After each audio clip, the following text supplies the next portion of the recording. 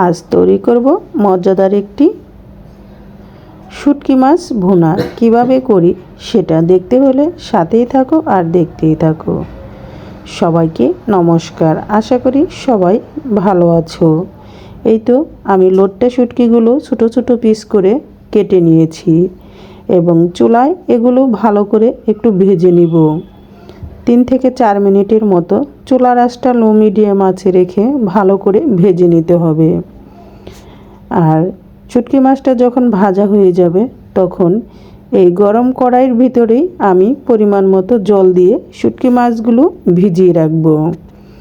এভাবে ভেজে নিলে শুটকি মাছগুলো গন্ধ লাগে না এবং খেতেও খুবই ভালো লাগে। এখন এই জল দিয়ে আমি মাছটাকে ঢাকনা দিয়ে ঢেকে রেখে দেব। এদিকে চলে আসলাম চুলার কাছে। চুলায় প্যানটা বসিয়ে পরিমাণ মতো তেল দিয়ে নিচ্ছি। আমি তেলের পরিমাণটা একটু বেশি দিয়েছি এবং শুটকি ভুনাটা অনেকটাই করব এবং করে রেখে দিব। আর এখানে দিয়ে দিচ্ছি দেশি গোটা রসুন। রসুনগুলো দিয়ে তেলে 2 থেকে 3 মিনিটের মতো নেড়েচেড়ে ভেজে নেব। আগে রসুন কোয়া দিয়ে এভাবে তেলে ভেজে নিলে খেতে কিন্তু দারুণ লাগে এবং রসুনটাও সুন্দর সিদ্ধ হয়ে যায়। রসুনটা যখন হালকা একটু ব্রাউন কালার হয়ে আসবে তখন কেটে ধুয়ে রাখা শুটকি মাছের পিসগুলো দিয়ে রসুনের সাথে ভেজে নিতে হবে এবং রসুন আর শুটকি মাছ নেড়ে চেড়ে একটু ভালো করে ভেজে নিতে হবে। আর এই গোটা রসুন দিয়ে এই শুটকি মাছ ভুনাটা খেতে কিন্তু দারুণ লাগে। যারা শুটকি মাছ খেতে পছন্দ করে না তারাও একবার এভাবে তৈরি করলে চেটেপুটে খাবে। আর যারা শুটকি পছন্দ করো তাদের জন্য তো কোনো কথাই নেই, খেতে কিন্তু অসাধারণ হয়েছিল। আর পোড়া শুটকি মাছের ভুনাটা আমি কিভাবে করি দেখতে হলে আমার সাথেই থাকো আর দেখতেই থাকো। রসুন কোয়া শুটকি মাছের যখন ভাজা হয়ে যাবে তখন এখানে দিয়ে দিব পেঁয়াজ কুচি আর কাঁচামরিচ। এখন একসাথে নেড়েচেড়ে মিশিয়ে নেব। হালকা একটু ভেজে নেওয়ার পরে এখানে দিয়ে দিব পরিমাণ মতো লবণ। লবণ দেওয়ার পরে পেঁয়াজগুলো মজে যাবে এবং তাড়াতাড়ি ভাজা হয়ে যাবে।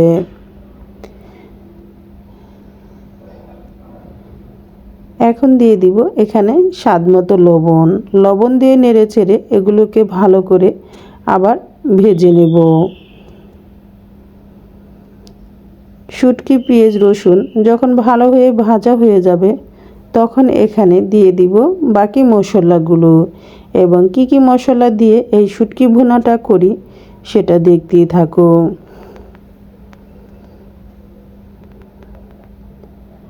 গরম গরম ভাতের সাথে এই শুটকি ভুনাটা খেতে দারুণ লাগে।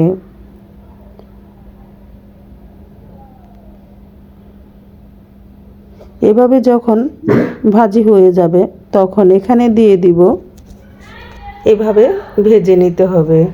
আর এখানে দিয়ে দিচ্ছি লাল মরিচের গুঁড়া আর অল্প পরিমাণ হলুদ গুঁড়া।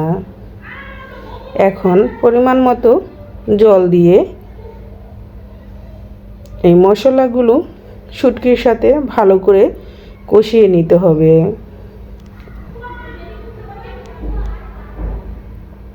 আমি মশলাগুলো শুটকির সাথে এভাবে নেড়েচেড়ে হালকা একটু মিশিয়ে ভেজে নিলাম।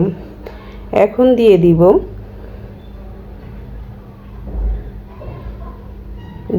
জল দিয়ে এই মশলাটা ভালো করে কষিয়ে নিব। আমি যেভাবে এই শুটকি ভুনা করতেছি ঠিক এভাবে ফলো করলে দেখবে খেতে অসাধারণ লাগে। আমি যতটা জল দিয়েছি সবটুকু জলই শুকিয়ে নেব।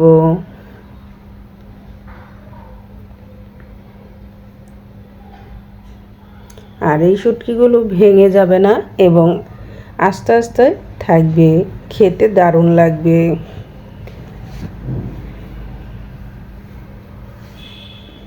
কে কে শুটকি মাছ খেতে পছন্দ করো অবশ্যই কমেন্টস করে জানাবে। আমি যতটুকু জল দিয়েছিলাম সবটুকু জলে কিন্তু শুকিয়ে নিয়েছি। যখন ভর্তাটা হয়ে যাবে তখন এখান থেকে এই শুটকি ভুনা থেকে এরকম তেল ছেড়ে দিবে। যখন এই পর্যায়ে তেল এভাবে ছেড়ে দিবে তখন চুলা থেকে নামিয়ে নিতে হবে এবং খুব বেশি টানানো যাবে না, তাহলে খেতে ভালো লাগবে না। ফাইনালি আমার শুটকি ভুনা হয়ে গিয়েছে। দেখতেই পাচ্ছ বন্ধুরা, কালারটা কত সুন্দর আর ইয়াম্মি হয়েছে এবং তেলগুলো ভুনা থেকে ছেড়ে দিয়েছে। এই ছিল আজকের মজাদার রেসিপি। যারা শুটকি খেতে পছন্দ করো তারা অবশ্যই কমেন্টস করে জানাবে। আর আমার চ্যানেলে এরকম নিত্য নতুন ভিডিও পেতে আমার চ্যানেলটা সাবস্ক্রাইব করে আমার পাশে থেকে যাবে। আমি এখন চুলা থেকে নামিয়ে নেব।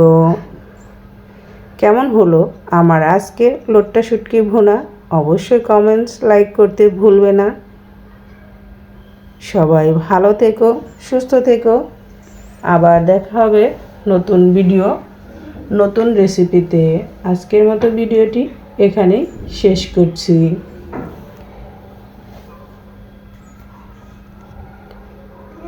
এই ছিল আমার মজাদার শুটকি ভুনা। সবাইকে টাটা দিয়ে আজকের মতো এখানেই শেষ করলাম। আবার দেখা হবে নতুন রেসিপি, নতুন ভিডিওতে।